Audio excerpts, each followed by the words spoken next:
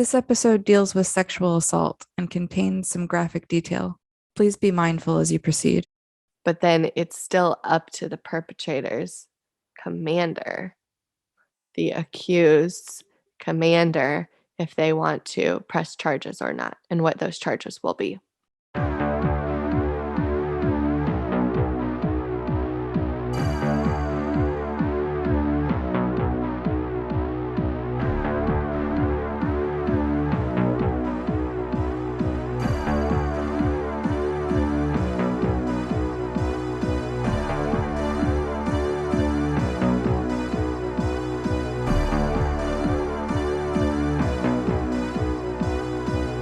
In 2018, Erin Scanlon was a first lieutenant in the Army stationed at Fort Bragg. She and her friend decided to go off base to have a fun night together. While at the party, Erin was sexually assaulted by a fellow enlisted soldier. After going through the proper channels to report the assault to her superiors, you would think the nightmare would be over. But the way in which the military dealt with Erin's case was a new nightmare in itself. Listen to Erin tell her story in her own words in an interview with Crawlspace's Jennifer Amell, recorded earlier this year. This is not the end of Erin's story.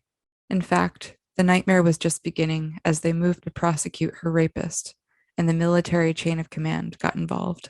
And make sure to listen all the way through and really hear what Erin's saying. This is a very important conversation. One of the points that she brings up is military serves the American people, not the other way around. And that whole concept is very apparent throughout the telling of her story. And this is part 2. Make sure to listen to part 1 of Erin's story. If you want to listen to more of Erin's story, she has a podcast out there called Hey Erin. You can contact her on Instagram at Hey Erin Scanlon. That's HEYERINSCANLON.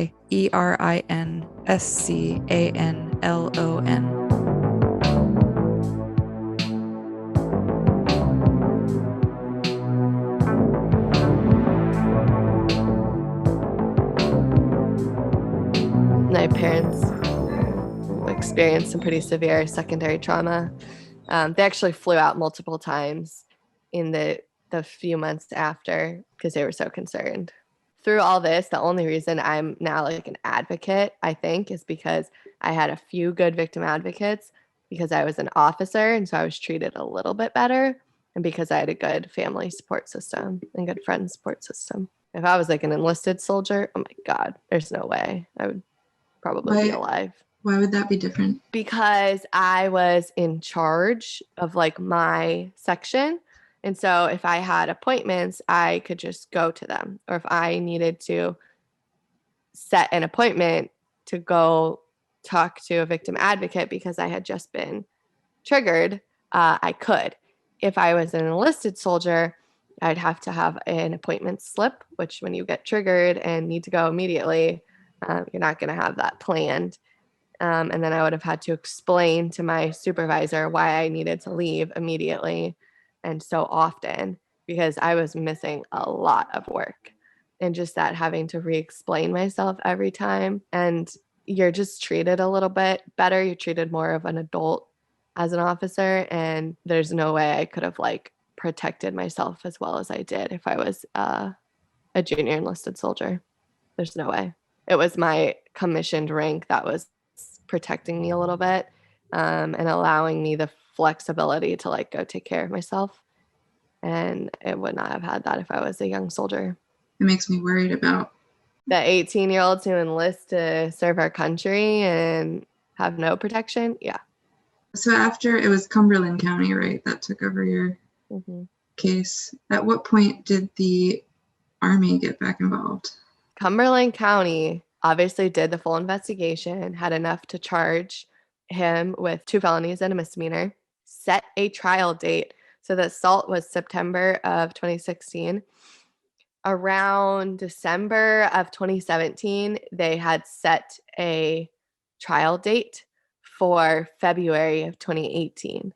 So that was, in a way, relieving to have like an end in sight. And then the week before, or 2 weeks before the trial, through my SVC and so my Army appointed attorney, my Special Victims Counsel, as well as the Army prosecutors, reached out and said essentially that they didn't know that the case was soldier on soldier and that it should have been initially with the military from the beginning, and that they wanted to try it as a court-martial instead of having the civilians try it. And so we actually had a meeting in the Cumberland County DA's office with the DA, the military prosecution, those two attorneys, my Army SVC, my Army victim advocate, and my civilian victim advocate. And they all sat down and basically went over the pros and cons of each jurisdiction trying the case. And the military prosecutors expressed that because the jury or the panel in the military would be all service members who all have had sharp training. Everyone in the military drinks. Everyone in the military knows the culture of drinking. And then they also expressed that if in the court martial he was not convicted of some of the charges, they could always use the non-judicial punishment to punish him after the court martial.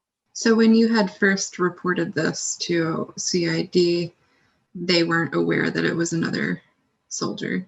No, they were aware because I do have the email traffic of the CID agents notifying the detective, this is the perpetrator, this is where he can be, or the accused at that point, this is where he can be reached at. So I have all those emails, but that's where some of the confusion lies. Just don't understand why they would send you away to, like... I believe it's because they didn't want to deal with it. They hoped that I would report to the local authorities. The local authorities would be so bogged down, they wouldn't have enough evidence. Rape cases are hard in general to prove, and that it would just kind of get lost in the system and that the problem would essentially go away. I think that's what they believed and were hoping for, and that's why they sent me to the Fayetteville Police Department. And then I think when they realized that it was going to go to a trial in the civilian court, the military was scared of that, of losing control, of having a special operator soldier being accused of a felony in the civilian court and them not having any control over what comes out during that trial. And that's why they reached out to me and to the Cumberland County District Attorney, saying that they wanted to try it as a court-martial. And so at that point, I was like, I am not a lawyer. This should not be my decision. We are 2 weeks away from trial. I'm literally losing my mind. I don't know why you expect me to be making this decision. And so it was kind of just like consensus, like, okay, we'll just have the military try it because the military houses both of us and the military should be looking out for its service members. I actually, not that long ago, I asked my civilian victim advocate, who is the director of the Rape Crisis Center nonprofit in Cumberland County and has been the director for like 12 years now. So she's worked with Fayetteville Police Department, Cumberland County, Fort Bragg for the 12 years that she's been the director. I asked her, so have they figured out this jurisdiction now? Is it still an issue in certain cases? Do they still have these meetings between the civilian DA and the military prosecutor to decide who's going to have jurisdiction? And she said, I had never seen that before your case, and I've never seen it since. So my case was very special. That's crazy. And the military took good care to keep it controlled. And then, so the man who assaulted you, he was part of a special ops?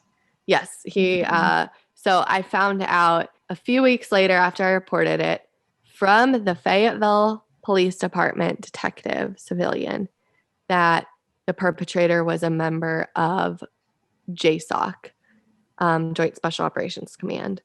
And so I, being in the military, knew what that meant. And that made me only more terrified, knowing that he was a special operator, highly trained, and also that the military didn't bother to tell me that he was in the military, because at that point, I still thought he was a civilian. At that point, I had only had a no contact order from the civilian side. And then I realized I needed to get a military protective order as well, which unfortunately was really hard to get to. I wouldn't even think that's possible. It's the same thing basically as a no contact order, but a no contact order, Cumberland County can't be enforced on federal property. So Gotcha. the military has their own that the military police or the provost marshals enforce. So what happened after the Army took over the prosecution? So at that point, I remember it was like Valentine's Day weekend, and when they officially preferred the charges, so they took all the investigative work and the civilian charges and the JAG advisors to the perpetrator's commander, present him with the information and say, this is the investigation, this is what you should probably charge him with. But then it's still up to the perpetrator's commander, the accused's commander, if they want to press charges or not, and what those charges will be. So that was actually a risk that I was taking in letting the military take the case from the civilians, because they could have just dropped charges, or not press charges, but they did, luckily.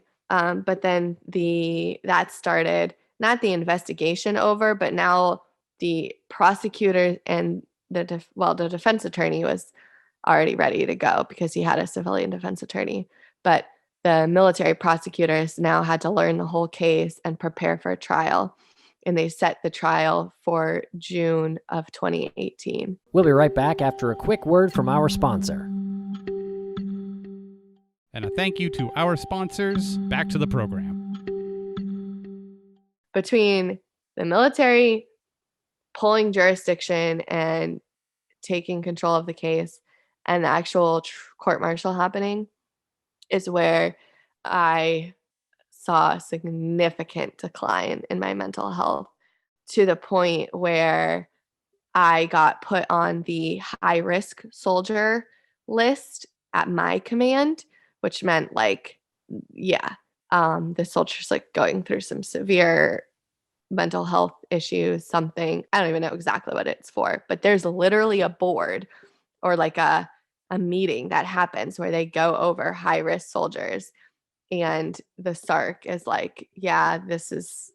this person is a high-risk soldier. Oh my God. Yeah. Were you embarrassed? I didn't know. I had no idea that was all going on. I had no idea that was all going on. It seems like you have this whole group of people conspiring outside of your knowledge. This entire time I had been seeing a therapist off post, but my advocates thought it would be a better idea for me to go back on post to get counseling, even though it's hard to establish care and it was really hard to get regular care.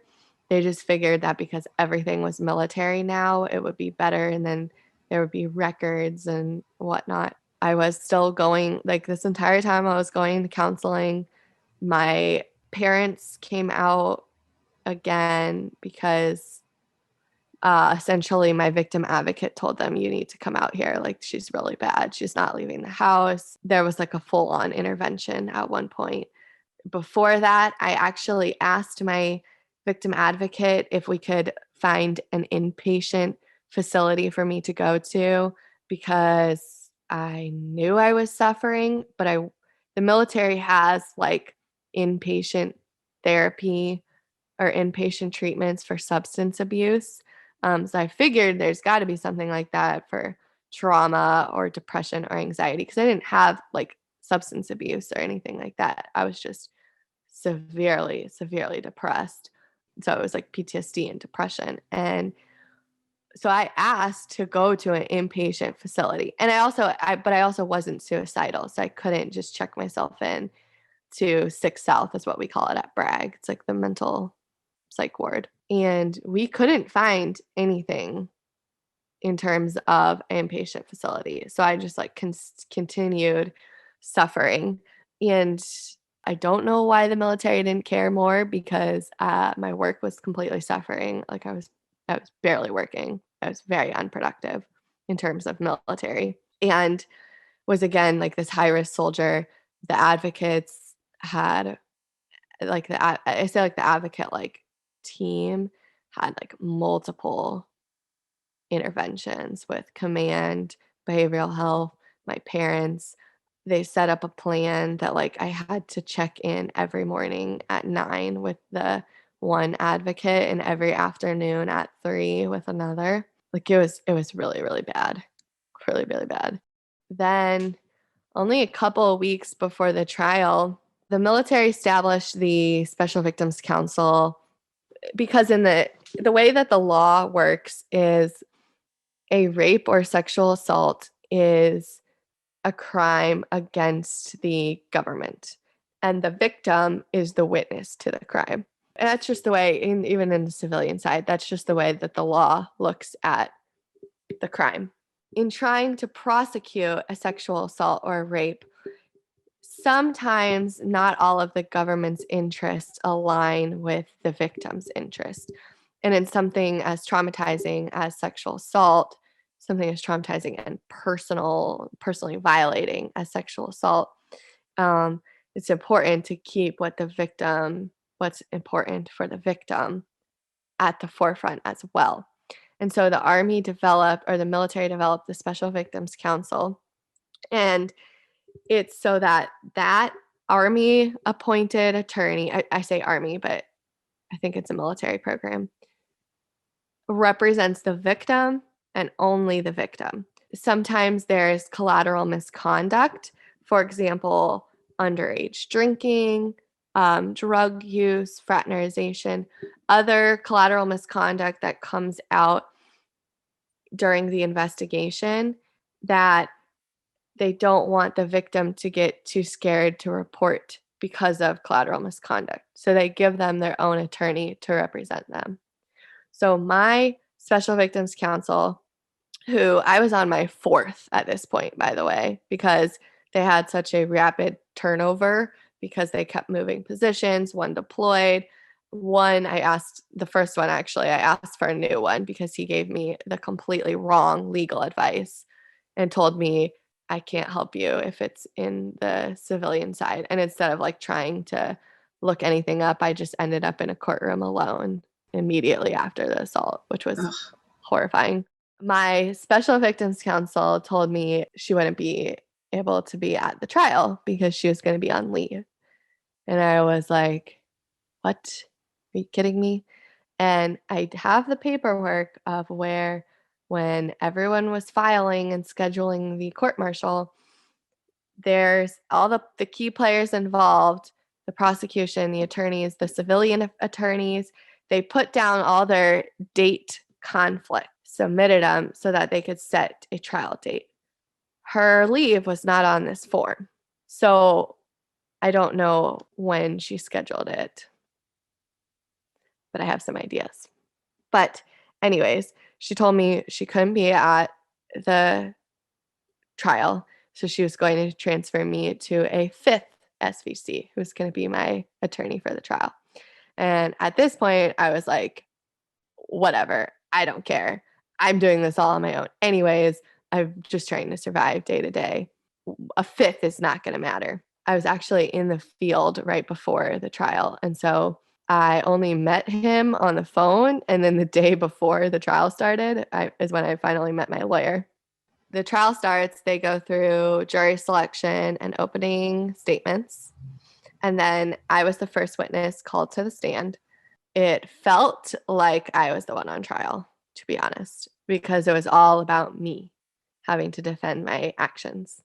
I was on the stand for almost the entire day. So like 6 to 8 hours, probably, including multiple recesses because I broke down so bad twice. one of the times was when the defense attorney was questioning me. I guess the defense had to like paint a picture like it was your fault or if it was consensual. Is that the angle? Yes. So they had DNA evidence. The defense had to be that it was consensual. Mm-hmm. So yes, it was. Isn't it true that was what the defense attorney said multiple times. So that was my testimony. And then once I was done, I was not released as a witness. So I had to stay sequestered in the witness room for the entire rest of the trial. So I don't really even know what happened the rest of the trial, except that other witnesses on the government side and then the defense put on their defense. And then they did the closing arguments as part of the defense. My Army appointed Special Victims Counsel was called to the stand to testify against me. What? The one who told me that she couldn't be there because she was going to be on leave. So she had been my SVC from like January up until right before the trial. So the entire time that the military was handling the case, she was my attorney. And so the defense argued that because I told my attorney something, and then she told the government, and then the government told the defense, like discovery, that I violated the attorney-client privilege and everything between her and I was no longer privileged.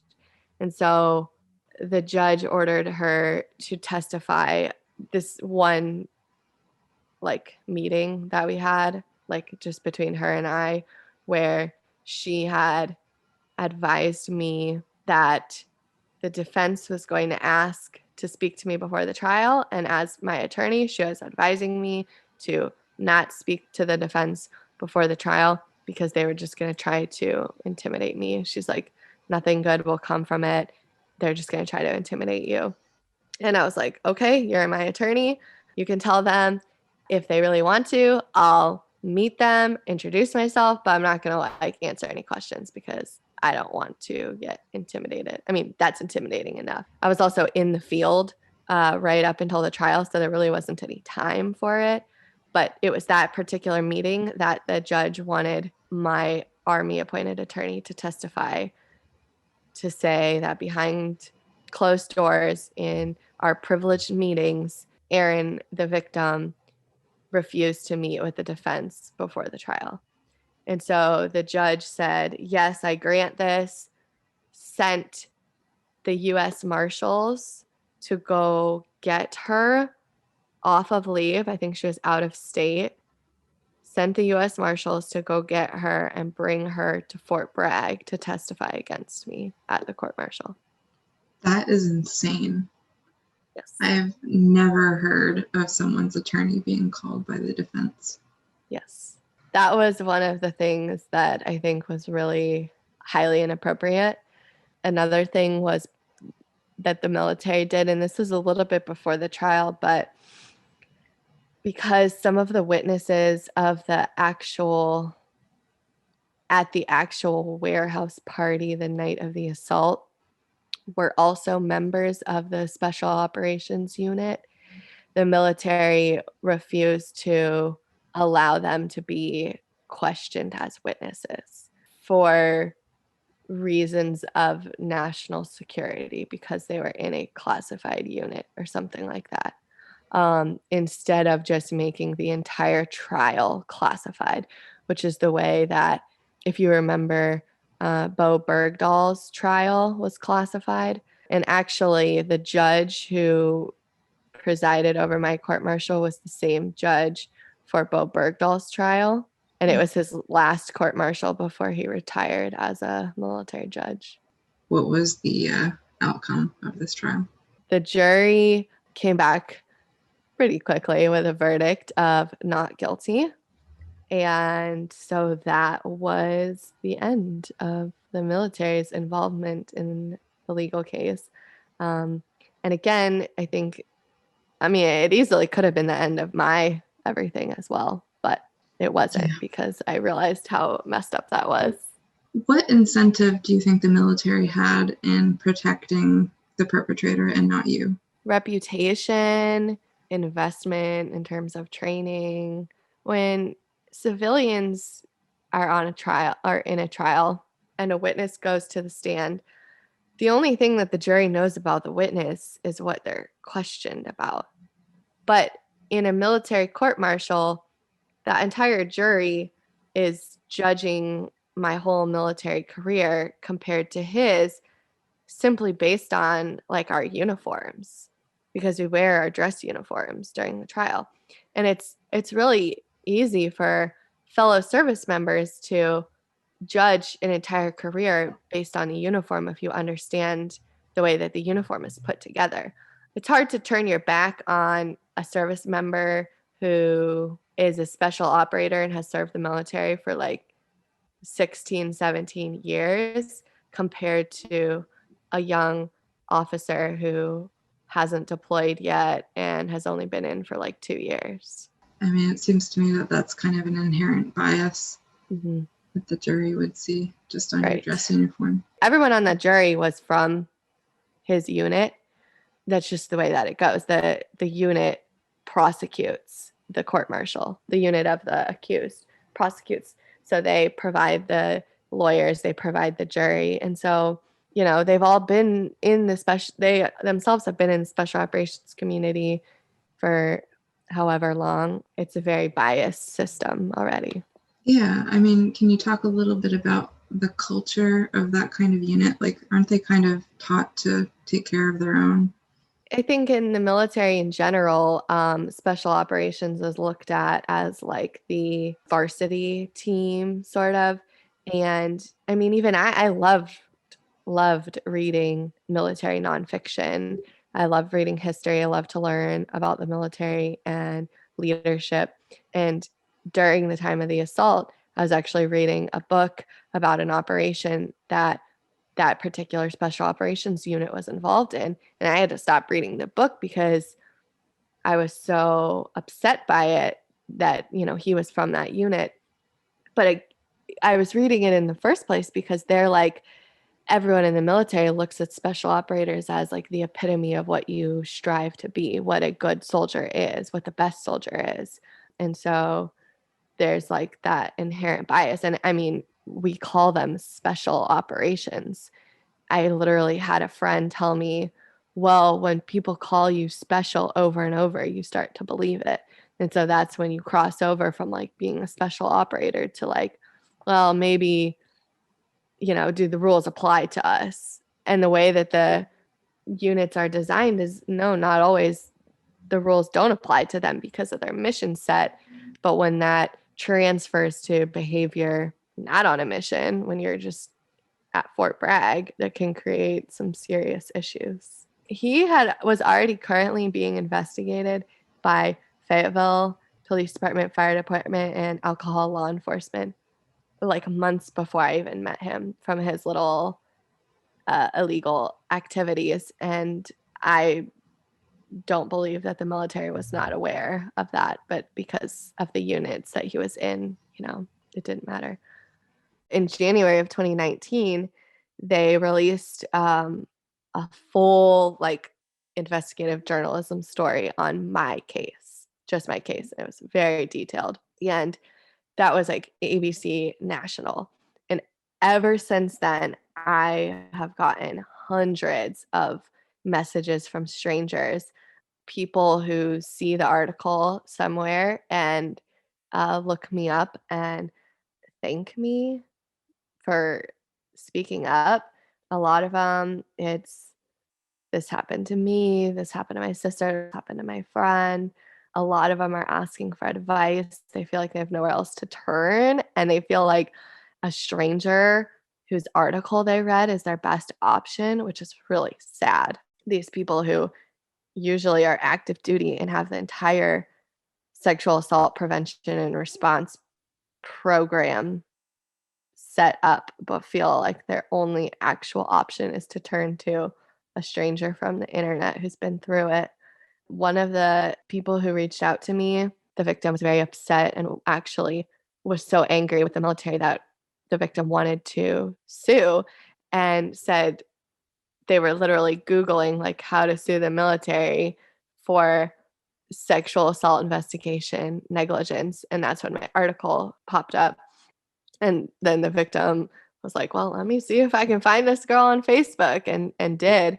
And then I think it's just a unique opportunity for everyone in the sexual assault arena, is what I call it, like law enforcement, victim advocates, district attorneys, mental health providers, to hear from victims candidly and openly about their experiences and how to improve and where the strengths and weaknesses in the system lie. I have had multiple conversations with commanders, like general officers in the Army, who ask for advice on how to change things, but still nothing has changed. So I don't know that if they're taking it seriously or not. And then just going to like Congress and asking them. Although again, I think the problem is actually standing up to the military and putting the control of what the military does back into Congress's hands is the biggest issue that I think no one wants to do. But it is a unique and positive way to turn a trauma into a positive. It helps me, and it helps me find purpose and meaning in what happened, and it helps other people. It helps normalize talking about serious issues like sexual assault, because it happens a lot more than we talk about. Really just allows me, and then through my healing, to help people heal through their traumas and give advice. And that's why I started a podcast called Hey Erin, debuting early 2021. And it'll just be my experiences and how I got through them and how others can too. I'm really just trying to inspire change. I think there's a big issue in how the military handles issues like mental health and sexual assault and medical malpractice. And I believe that the American people, are unaware and should be aware.